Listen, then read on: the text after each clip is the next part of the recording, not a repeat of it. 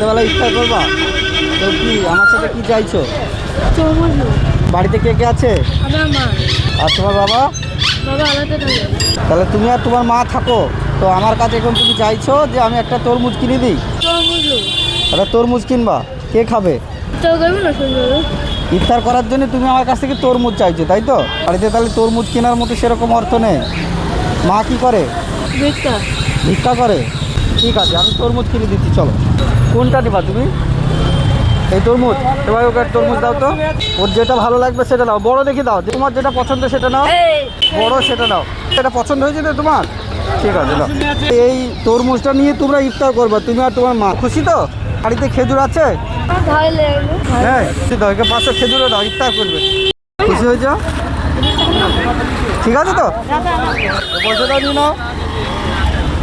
খুশি?